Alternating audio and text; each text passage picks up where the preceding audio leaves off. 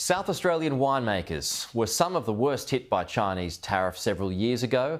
Now they're facing another hurdle as the United States considers imposing further taxes on Australian goods. The US is the second largest purchaser of Australian wine, but the long-standing relationship could soon bubble over. In the peak of winter, McLaren Vale's vines lay bare. Grapes harvested as winemakers prepare a top drop to be enjoyed around the globe. But the United States could now miss out on SA's finest. There's no effort in terms of visiting the market, trying to re-engage and expand our sales. It's just too much uncertainty at the moment. Impending tariffs on Australian goods exported to the US will hit South Australian wine producers, who only 17 months ago were released from the burden of the Chinese trade tax. Each and every time that tariffs are imposed by any nation, they mean bad news for local businesses and provide great anxiety for local workers. For some, leaving the US market isn't an option. At the moment, it's 40% of our business, so it's our biggest market. Sarah Marcus has been operating Molly Duca wines for more than 20 years. Our first vintage at Molly Duca was in 2005, so our first production, 2006, and basically that whole production went to the United States.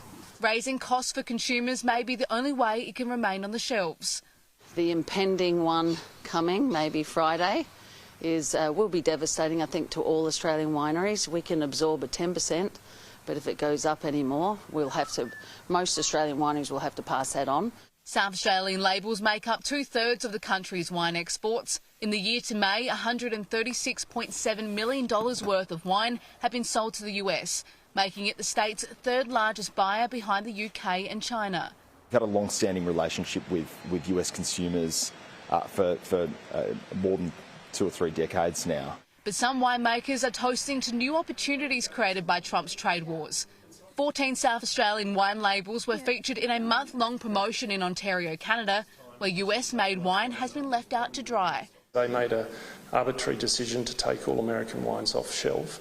So what we have seen is that gap's been taken up by Australia predominantly and a couple of other countries, but we've seen our sales really lift as a result of the tariffs. Just the last 12 months, thanks to the additional efforts that we've put into Canada, we've almost doubled our exports into that friendly Commonwealth nation that is a great ally of ours. Winemakers are being told to not place all their grapes in one barrel and that diversifying into other export markets will be key.